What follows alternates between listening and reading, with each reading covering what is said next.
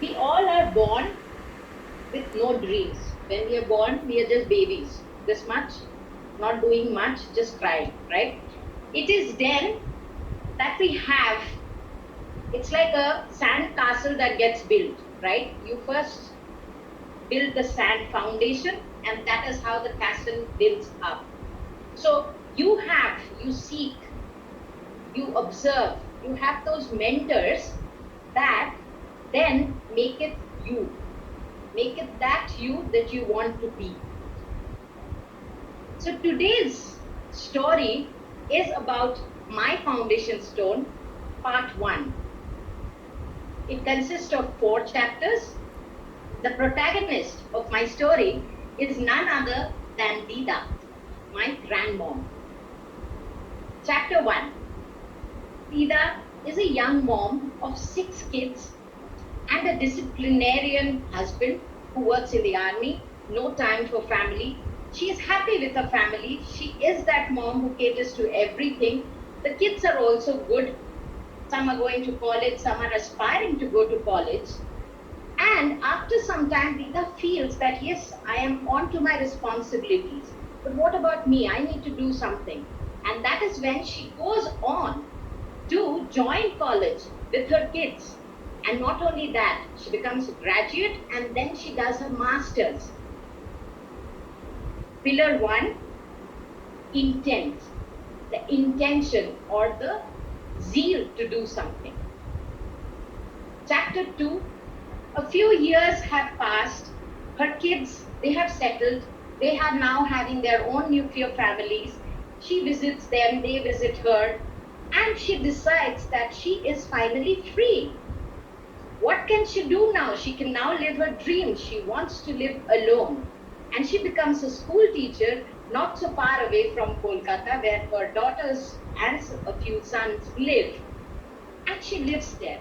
She has her own circle of life. And the candescent smile that she has, she is the favorite teacher in school. Pillar 2, self-discipline and self-dependence. Chapter 3, after living a fulfilled life of living alone, exemplary life to her granddaughters, grandchildren, everyone connected around the world. One such day, probably in her 60s or 70s, my dad receives a call. Hello? So I have fallen down a flight of stairs. My dad, don't worry, you stay there, I'll go and get you. After 2 hours, my dad calls up, don't worry, I'm here, I'm bringing her home.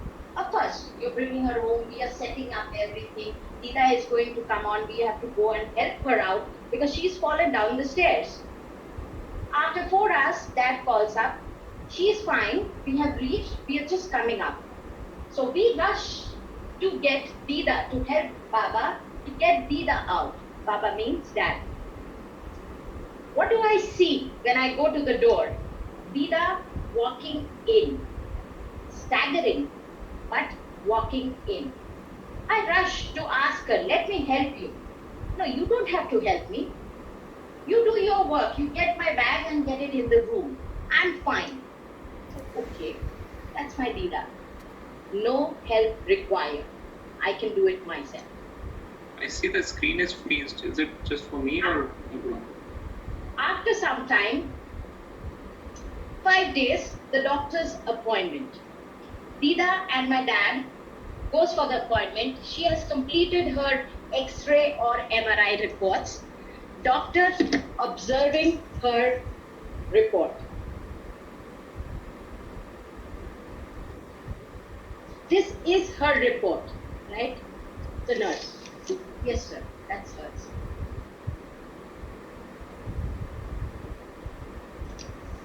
Mrs. Palit, do you realize your right hand side hip joint is completely shattered? And here your son-in-law, Mr. Kundu, is saying that you've been walking on your own for 5 days. My father, son-in-law is totally drenched in sweat. He has no idea what to do because she has a broken hip. Everybody else is flabbergasted, totally confused. While my Dida, she knows every cloud has a silver lining, the Candacean smile. Pillar 3, the most important one, willpower. When you have that, you can do almost anything single-handedly. Pillar chapter 4. We all went on with our lives. We were fine. And you know, at that time, in her 80s, she was still living alone. She was a little far away from us. We were near her, but she was living alone, yet not alone. She had almost about 20 visitors every day. She used to get dressed in her best outfit, you know, because even though you're at home, it doesn't mean that you have to stay in your clothes that you were doing your chores with. You should be dressed up to greet the world, and that's how it goes, right? And she used to sit in her balcony, and if you were there with her, you would find 20 odd people greeting her. Auntie, how are you? Everything is fine. I had no idea who they were. They were not family, they were not friends. They were probably vendors who used to come in the morning, because if you were a salesman or a woman coming at any time to visit my Dida, she would have stocked things for you.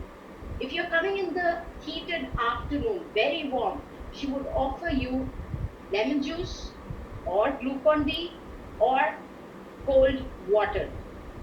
It was not something that she would impose, that this is the only thing there. She'll give you choices. If you came in the evening, she would have snacks for you. And if you were friends and daughters of your granddaughters, then during your birthdays, you would be greeted not only with blessings, but $100. My dad had to get 100 cards, which were exhausted in 3 months, because and those were used up for her acquaintances' birthdays that she used to send. Pillar 4, networking and extended family is very much required. Now, these are the things that I have imbibed. Why, you know? Because living alone, being unique, also has the highest risk mitigation probability. And the 4 pillars that I got from her assured that I can do anything even now. I could never tell her that she was my idol, because I did not realize then. But surely now she does realize that her Candacean smile is what keeps me going even now in the hard times. Over to the Toastmaster of the day.